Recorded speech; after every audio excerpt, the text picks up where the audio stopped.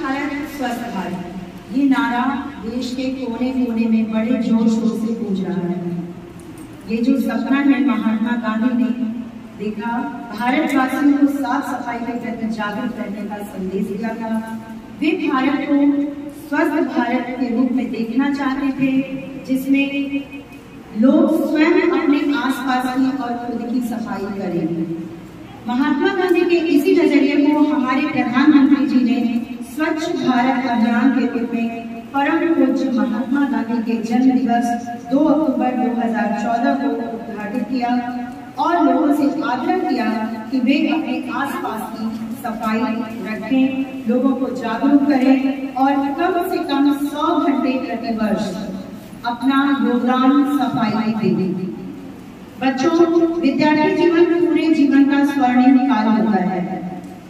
इस अवस्था में ज्ञान प्राप्त करते हुए संस्कारों को अपनाया जाता है और मैं ये मानती हूँ कि स्वच्छता का ये जो संस्कार है वो किसी भी महान संस्कार से कतई कम नहीं है। बच्चों, स्वच्छता के इस महाअभियान में आप अपना योगदान दे सकते हैं, अपने कुछ व्यवहारों को परिवर्तित करके, कुछ आदतों को अपना करके और कुछ गंदी आदतों को छोड़ करके।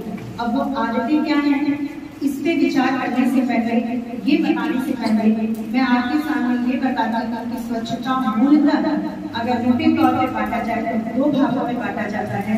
एक ही है आपकी व्यक्तिगत स्वच्छता और दूसरी है पर्यावरणीय स्वच्छता। तो बात शुरू करते हैं स्वयं से, व्यक्तिगत स्वच्छता। इस क्रम में सबसे पहला जो बिंदु है मैं बताऊंगी हाथ धोना। अब हाथों की क्यों बात हो रही है, क्योंकि हम जानते हैं कि हाथ और हमारे मुंह का जो कांटेक्ट है डायरेक्ट होता है और हाथ से ये जो कीटाणु होते हैं हमारे मुंह के द्वारा हमारे पेट तक पहुंचते हैं और हमें रोगी बनाते हैं। तो हाथ धोना कैसे है, ये हम लोग हैंड वॉश दिवस और भी समय में ये चीजें आपको बता चुके हैं। हाथ कब धोएं?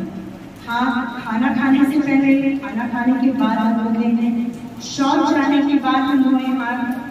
आपके घर में कोई पेट मतलब जानवर है पालतू, से अगर आप छू रहे हैं तो हाथ धोएं और आप साफ सफाई कर रहे हैं उसके बाद अपने हाथ को हैंड वॉश या साबुन से धोएं।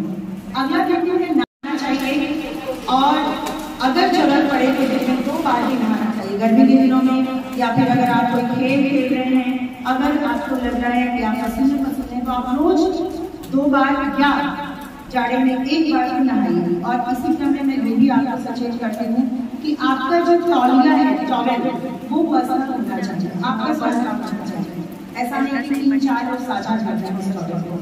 तो इसके करके भी आपको अपनी आदत बदलनी होगी। नहाने के बाद अपने पर्सनल टॉवल से अपने शरीर को रगड़ के आप सुखाएं। फिर बात आती है नाखून, बाल, दांत की सफाई। नाखून आप छोटे रखें, हफ्ते में 1 दिन आप निकाले संडे को अपने नेल्स को साफ करें, इसे छोटा करें। और बाल, क्योंकि आप छात्राएं हैं, आपके बाल लंबे हैं, आप रोज नहीं धो सकते, तो हफ्ते में कम से कम 2 बार उसकी सफाई करें अच्छे से, क्योंकि बालों में भी बहुत से जो जर्म्स हैं वो पनपते हैं पसीने से, रस से। तो बालों की सफाई हफ्ते में 2 बार आप करने की आदत डालें। बात आती है दांत की सफाई।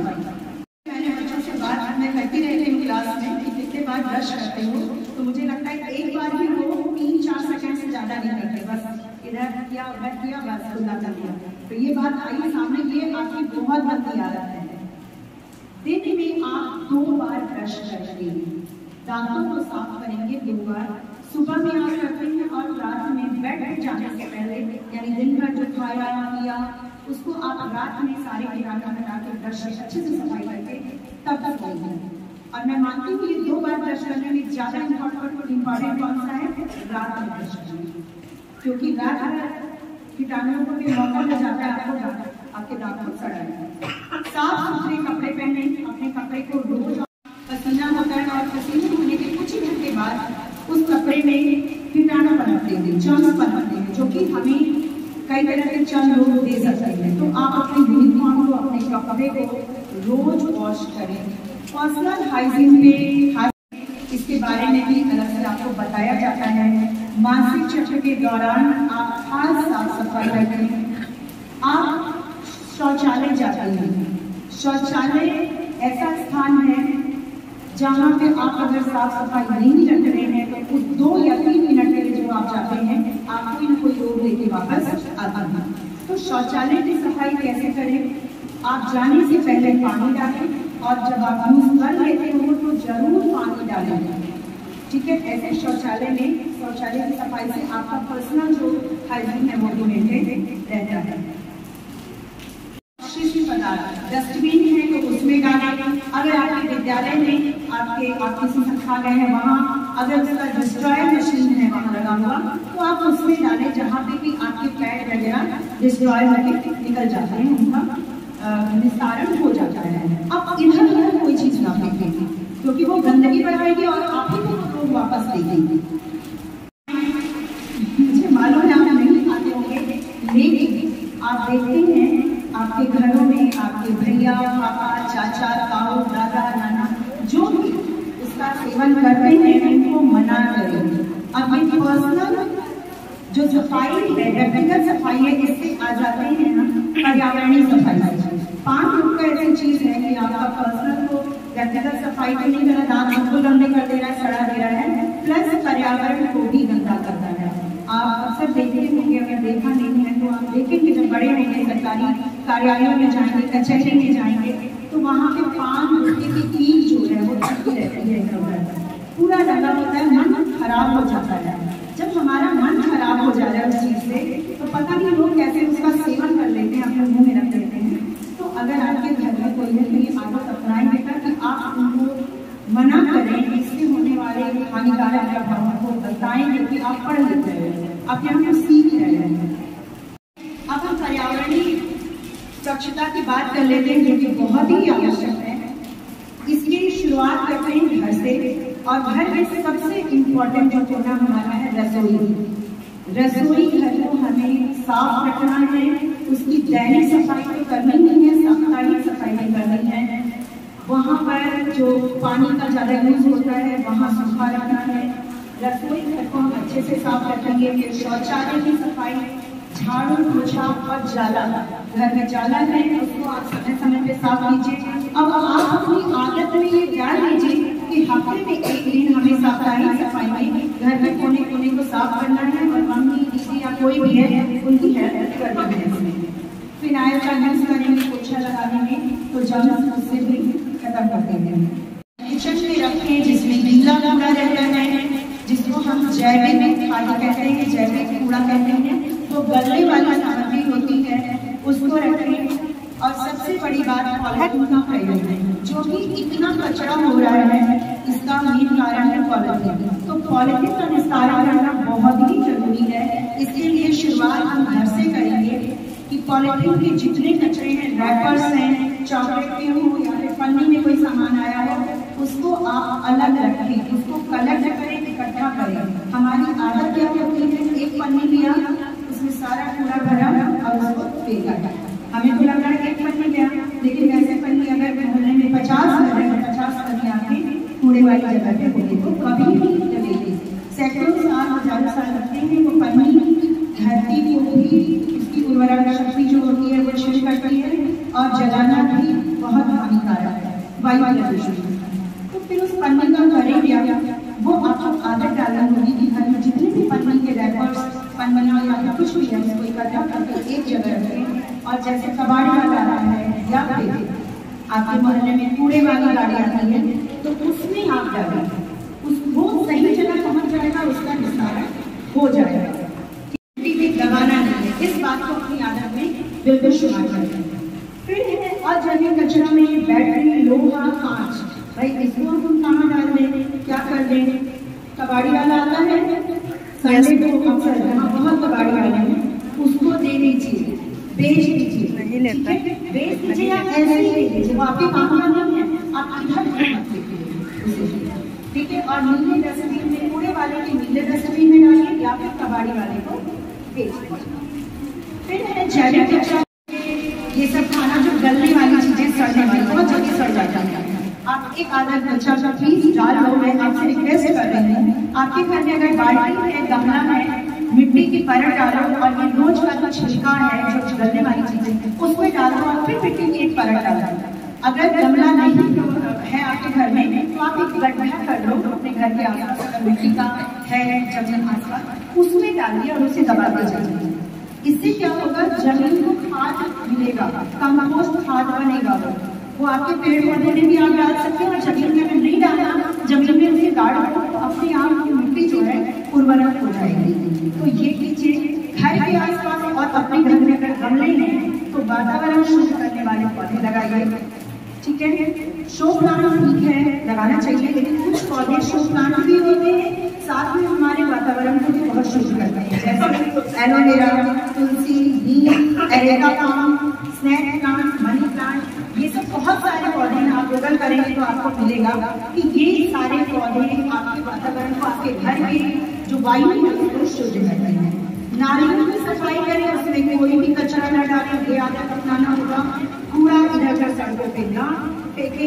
आप अक्सर पूछेंगे लड़कियां कि डस्टबिन नहीं है मैडम आसपास, तो क्या करते हैं, कहाँ पे फेंकते? बेटा आप वही पन्नी का यूज कहाँ पे आता है, आप उसको रखो अपने बैग में, हमेशा कूड़ा उसमें डालो और फिर ये नहीं अभी अभी डालना है। आपका जो बैग है वहाँ पे एक सेगमेंट रखो कि अपने रैपर जो टॉफी खाया या चॉकलेट खाया उसको मैं उस बैग में रखूंगी। ये आदत आपको अभी से डालनी होगी। यहाँ आप खाते हो, आप नहीं भूल रहे हो, आप चिप्स, पापड़, ये सब सारी चीजें खाओ, लेकिन रैपर कम से कम अपने ही बैग में रखो और फिर जहाँ डस्टबिन दिखे वहाँ पे आओ। एक बात और मैं उसमें पूजा श्रद्धा की चीजें अक्सर मैं देखती हूँ यहाँ पर गंगा के किनारे पन्नी में करके अंबार लगा होता है। नवरात्रि के बाद आप देखिएगा, दीपावली के बाद या फिर कई ऐसे ओकेजन होते हैं हिंदुओं के, उसके बाद वहाँ पे अंबार लगा होता है। तो भाई उसका क्या करें, गंगा जी में डाल देते हैं या फिर किनारे रख रखते हैं। अब लोग इतने जागरूक हो गए कि गंगा में डाल के किनारे पे रख देते हैं। भाई वो तो जाएगा कचरे में ही, उसको कचरा वाला आएगा तो हमारे वाली जाएगा। तो अगर आपके घर में फूल है, फूल आपकी मम्मी दादी कोई चढ़ाता है, उस फूल को इकट्ठा करें, सुखाए उसे, धूप बत्ती है, जली हुई बाती, सभी को लेकर के आपको करना क्या है उसका देखो कई आइडियाज हैं। अगर मैम लोगों से आप पूछोगे तो आपको मिलेगा, गूगल से पूछोगे तो वहाँ भी मिलेगा। उसकी बत्तियाँ, धूप बाती समझते हैं, उसे पीस करके किसी में उसमें मिला करके फूल को, बाती को एक अलग अलग बत्ती बनाई जाती है। तो ये हम घर में कर सकते हैं, आप भी करोगे, ठीक है। तो ये हमें करना चाहिए। या फिर एक ही काम जो मैंने बताया, गड्ढा आप करो और उसमें ज्यादा खाद डाला। तो गंगा के किनारे और पानी में श्रद्धा के नाम पे जो कचरा फेंका जा रहा है वो हमें ही वापस घातक रूप से मिल रहा है। इसको नहीं करना है और लोगों को जागरूक करना है, ठीक है। अब हम एक लास्ट पॉइंट है, लेकिन बहुत ही देखते हैं, गोबर है ना। आप लोग की क्लास में हमारे स्टाफ रूम में गोबर कितनी दुर्गंध आती है, और इस एरिया में जो कि ग्रामीण से लगा हुआ है, गोबर का निस्तारण कैसे किया जाए, गोबर को कहाँ फेंके, क्या करें उसका, उसे कौन ले जाए। तो मैं जहाँ तक जानती हूँ, आपको भी मालूम होगा, गोबर वाली गाड़ी आती है, वो ले जाते हैं, उसका निस्तारण करते हैं। लेकिन इसे आप सुन के आश्चर्यचकित होंगे, इसे भी हम उद्योग के रूप में गोबर का प्रयोग कर सकते हैं। बहुत बड़ा और वैश्विक स्तर पे आकार ले चुका है गोबर का उद्योग। अब गोबर के उपयोग में किया क्या जाता होगा ये भी आप समझ लीजिए। इसका निस्तारण खाद, कंडे, पहली बात तो गोबर का कंडे है। अब इस कंडे को ले कौन जाएगा, इतनी तो मांग है नहीं लोकल में। ईबे, शॉप क्लोज, वैदिक गिफ्ट शॉप, अमेजन, इस तरह के कई साइट हैं जहाँ पे आप सेलर करके उसका सेल कर सकते हैं। आप अभी छोटे हैं, इस बात को आदत में अपनाओ और अपने घर में लोगों को बताओ। आपके घर में भैया हैं, रोजगार नौकरी के लिए वेट कर रहे हैं, गोबर है वो सड़ा जा रहा है, आप उसका यूज कर सकते हैं। वैश्विक स्तर पे गोबर के कंडे की, इसको होली केक कहते हैं, अमेजन में आप खोलेंगे होली केक, इसके नाम पे बिक रहा है। उससे बनाए जा रहे हैं क्या, धूप बत्ती, अगरबत्ती, गोबर, गौमूत्र का बहुत ही ज्यादा जिस तरीके से मांग है वैसे।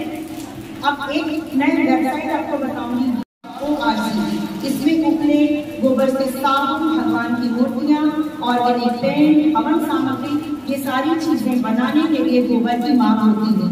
जरूरत है हमें जागरूक होने की और उस साइट तक पहुंचने की।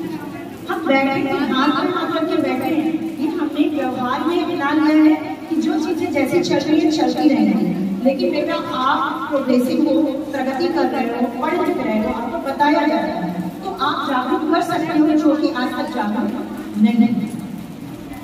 तो मैं आशा करती हूँ कि मेरे सभी पॉइंट को आप अपने दिमाग में तो कर ही रहे होंगे। जैसा कि हमेशा आपसे कहती हूँ कि कॉपी पेन से अच्छा दिमाग में नोट करो, और इस विषय में कोई भी आपको सहायता चाहिए होगी तो सभी मैडम लोग यहाँ हैं, लेकिन जरूरत सबसे पहले आपके खुद जागरूक होने की, अपने स्वच्छता से संबंधित व्यवहार में परिवर्तन लाना। तो मैं ये आशा कर सकती हूँ कि आप अपने व्यवहार को आज ही से परिवर्तित करोगे। यस या नो? यस।